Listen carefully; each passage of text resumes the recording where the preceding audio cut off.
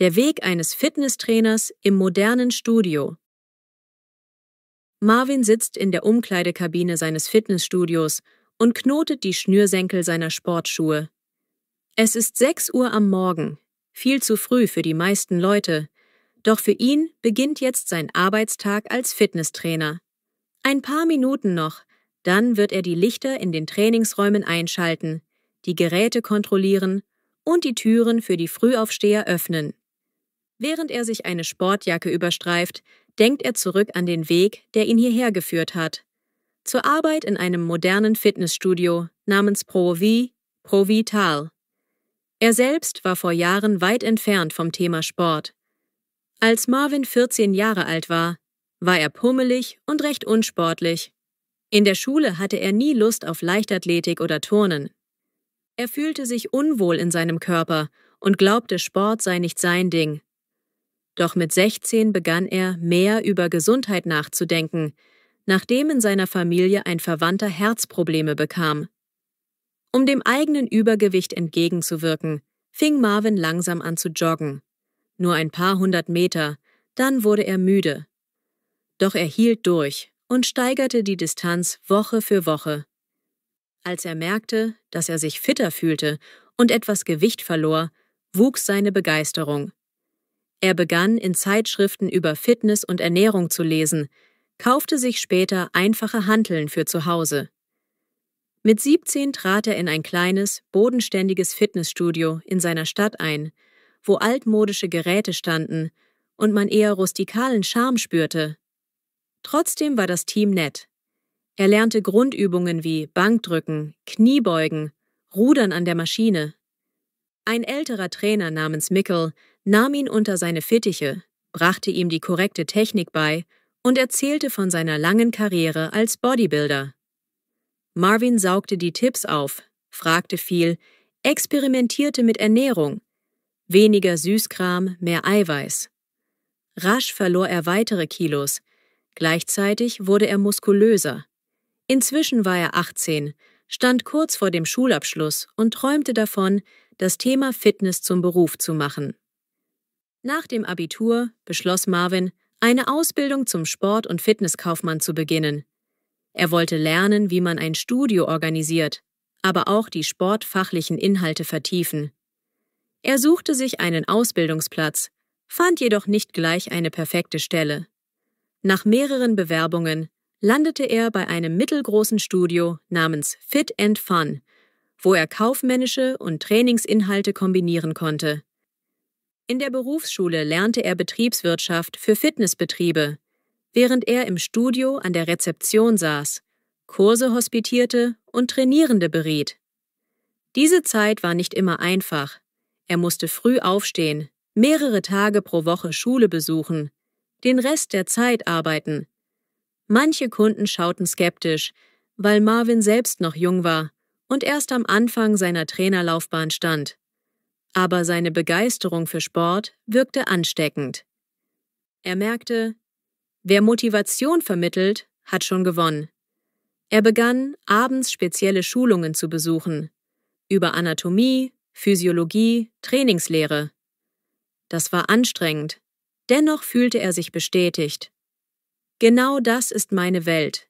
Ich helfe Leuten, fitter und glücklicher zu werden, dachte er.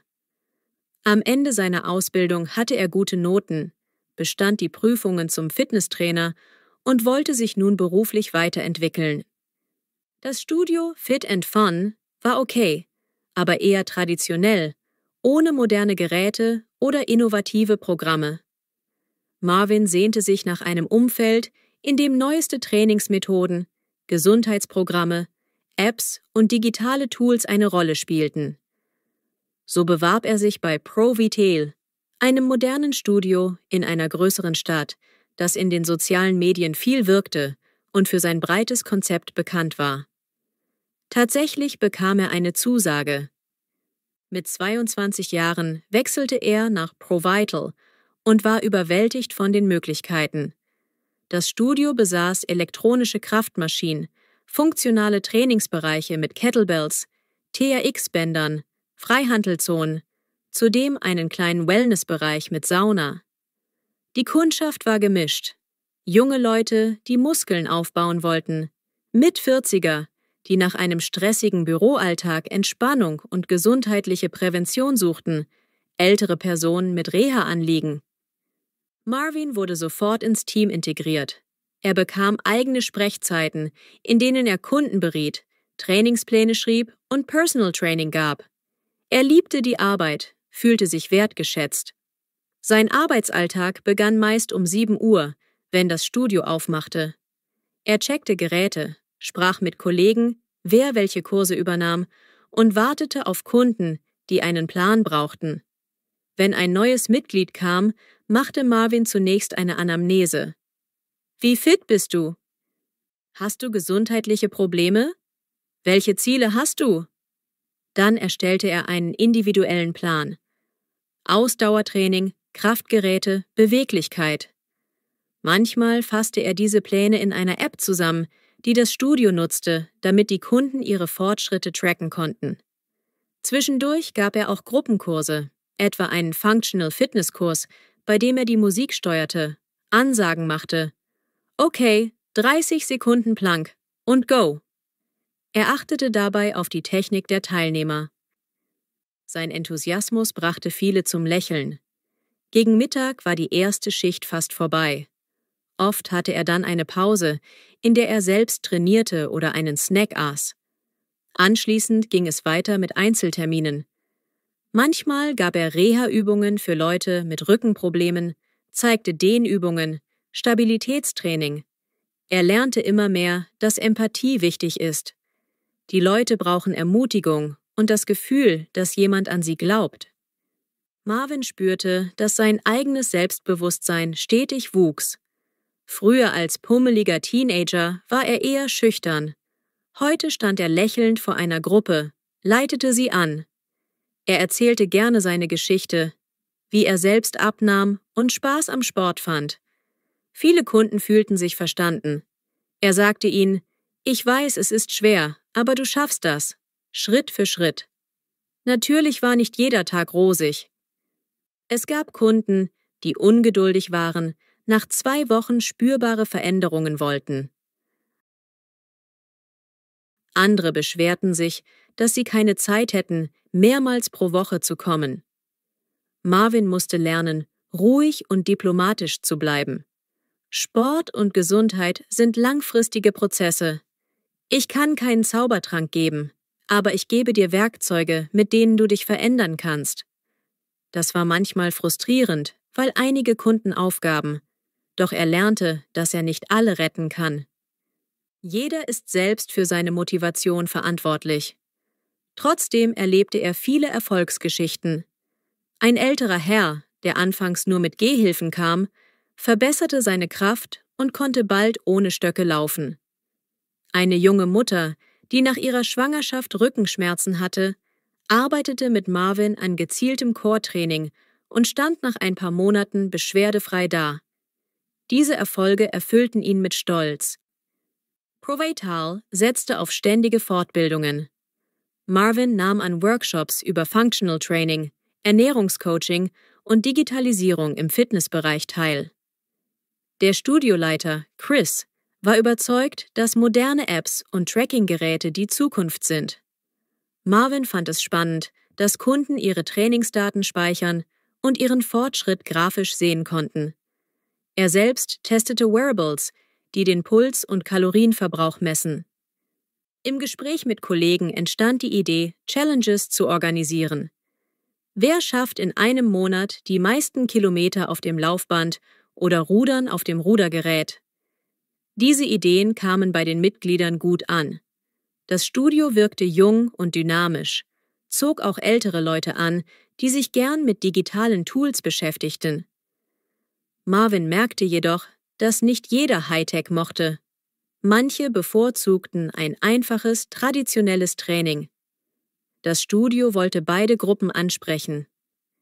Marvin selbst versuchte, eine Balance zu finden. Er zeigte einigen Kunden die neuen Tools. Bei anderen blieb er klassisch mit ausgedruckten Trainingsplänen. Sein Alltag war abwechslungsreich, aber auch körperlich fordernd. Er war ständig auf den Beinen. Beim Unterrichten eines Boxfit-Kurses schwitzte er genauso wie die Teilnehmer. Am Abend merkte er oft, dass sein Rücken schmerzte, weil er den ganzen Tag stand. Er achtete darauf, selbst ausreichend zu trinken, Pausen zu machen, sich zu dehnen. Er wollte ja ein gutes Vorbild sein, nicht selbst ausgebrannt sein erfahren. Neben dem Training gab es Verwaltungskram. Er tippte Datensätze ins System, schrieb E-Mails an Kunden, organisierte Gruppenstarts und Auswertungen. Manchmal fühlte er sich wie ein Allrounder, teils Sportlehrer, teils Büroangestellter, teils Psychologe. Doch genau diese Mischung gefiel ihm. Kein Tag war identisch, immer warteten neue Gesichter und Geschichten. Er lernte, die Zeit effektiv einzuteilen, Termine pünktlich einzuhalten und eine gewisse Professionalität beizubehalten. Ab und zu kam es zu Krisen. Einmal wurde ein Kollege krank. Marvin musste spontan 3 Kurse übernehmen. Er hetzte von Raum zu Raum, gab erst Zumba, was nicht einmal sein Fach war, dann einen Rückenfit-Kurs, anschließend Spinning. Am Ende war er fix und fertig, verlor fast die Stimme. Er schlief wie ein Stein, musste sich erholen. Ein anderes Mal hatte eine Kundin mit Essstörung Panikattacken während des Trainings. Marvin reagierte ruhig, redete ihr gut zu, half ihr, einen Psychologen zu kontaktieren, weil er wusste, dass nur Sport nicht alles lösen kann. Solche Momente zeigten ihm die Grenzen seiner Kompetenz. Er kann Ratschläge geben, Motivation bieten, aber psychische Tiefen brauchen manchmal professionelle Hilfe. Nach einem Jahr bei Pro Vital schlug Marvin vor, Outdoor-Trainings anzubieten, zum Beispiel am Wochenende im Stadtpark. Chris, der Leiter, war begeistert. So kam es, dass sie samstags ein Bootcamp-Training draußen durchführten. Sprintintervalle, Liegestütze im Gras, Sprünge auf Parkbänke, Klimmzüge an Ästen.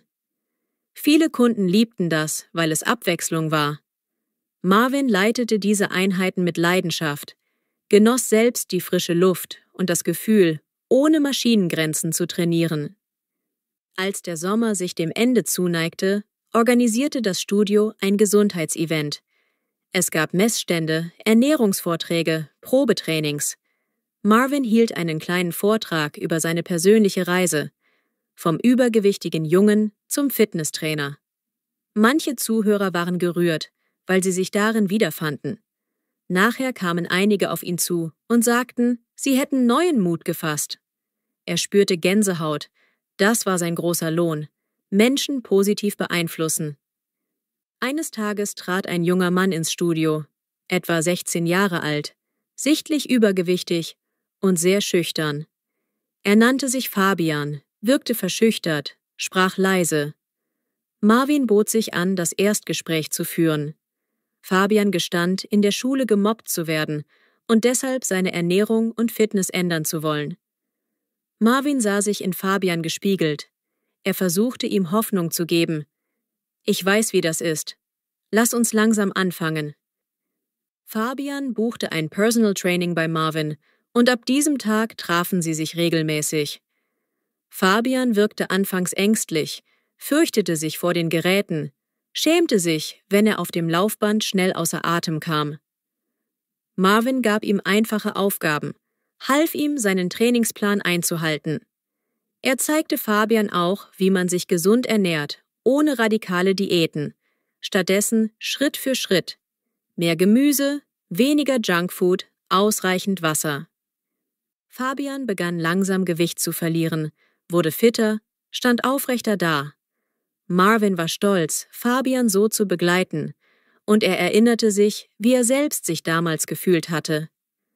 Über Monate entwickelte sich aus diesem Trainer-Klienten-Verhältnis eine fast freundschaftliche Mentorschaft.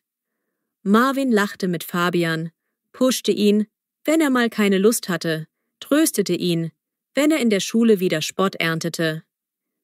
Als Fabian nach einem halben Jahr knapp 8 Kilo abnahm, feierten sie das mit einem gesunden, selbstgemachten Proteinsmoothie. Fabians Selbstbewusstsein stieg, er wurde offener, sprach mehr über seine Zukunftspläne. Marvin spürte die Erfüllung seines Berufes wie nie zuvor. Inzwischen ist Marvin seit 2 Jahren fest angestellt im ProVital. Er hat sich gut eingelebt, ist Teil des Teams, plant neue Workshops, belegt selbst eine Weiterbildung in Reha-Sport. Er erwägt, später vielleicht ein eigenes kleines Studio zu eröffnen, doch noch sammelt er Erfahrung. Er denkt oft darüber nach, wie er als Teenager so unsicher war. Heute steht er täglich vor Menschen und motiviert sie. Ein großer Wandel. Er weiß, dass er weiterhin wachsen kann. Er könnte noch Ernährungsberaterlizenzen machen oder ein Sportstudium, um sein Wissen zu vertiefen. Doch im Moment ist er glücklich, so wie es ist. Er kümmert sich um Kundinnen und Kunden jeden Alters, erlebt Erfolge und Misserfolge hautnah. Er genießt, dass er körperlich fit ist und durch sein Vorbild viele inspiriert. Nach Feierabend hängt er manchmal noch mit Kollegen zusammen, tauscht sich aus. Man lacht über Anekdoten. Den Kunden, der beim ersten Kniebeugen-Training laut „Oh Gott!“ schrie und nun Rekorde bricht. Oder die ältere Dame, die in der Spinning-Klasse jeden übertrumpft, weil sie früher Radrennen fuhr. Marvin schätzt diese Geschichten, weil sie zeigen, dass Fitness ein gemeinsames Abenteuer ist.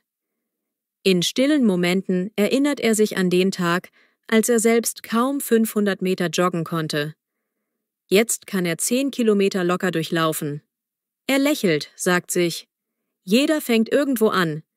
Wichtig ist, nie aufzugeben. Dieses Motto prägt seine Arbeit. Wenn ein Neukunde schüchtern ins Studio kommt, versucht Marvin, ihm das Gefühl zu geben, hier bist du willkommen. Wir gehen Schritt für Schritt in deinem Tempo. Irgendwann siehst du Fortschritte, glaub mir. Wenn man Marvins Arbeitsalltag heute beobachtet, sieht man einen jungen Mann, der morgens um 7 die Türen öffnet, Musik einstellt, den Kunden zuruft, »Guten Morgen, bereit für ein gutes Training?« Er führt eine Einweisung an den Geräten durch, korrigiert die Haltung bei Kniebeugen, notiert Trainingsfortschritte. Mittags gibt er vielleicht einen Functional-Kurs, wo er mit motivierenden Kommandos wie »Und los, 20 Sekunden Burpees« die Teilnehmer anfeuert. Dann verabredet er sich mit einem einzelnen Klienten, der abnehmen will, misst sein Gewicht, vergleicht es mit dem Wert der Vorwoche, lobt ihn für jeden kleinen Erfolg. Zum Feierabend räumt er die Hantelablage auf, bespricht mit Kollegen den Plan für den nächsten Tag. Vielleicht blickt er kurz auf die Liste neuer Mitglieder, wer weiß, welche Geschichten dahinter stecken. Er weiß, dass er es liebt, diese Geschichten herauszufinden und daran zu arbeiten, Menschen zu begleiten. Zu Hause ist er zwar oft müde, aber zufriedenes Lampenfieber fällt von ihm ab. Marvin hat seinen Traumberuf gefunden. Natürlich ist der Alltag als Fitnesstrainer nicht immer Sonnenschein. Es gibt Stress, Frühschichten, Leute mit unrealistischen Erwartungen. Doch im Kern weiß er, dass er jeden Tag Leute inspirieren kann, für sich Verantwortung zu übernehmen. Und wenn er abends ins Bett geht, denkt er manchmal an sein Teenager-Ich, das pummelige Kind, das sich schämte. Er wünscht sich, er hätte damals schon gewusst, dass man sein Leben durch Bewegung, Ehrgeiz und Freude am Sport so stark verändern kann. Heute ist er es, der vielen anderen zeigt, du kannst mehr als du denkst,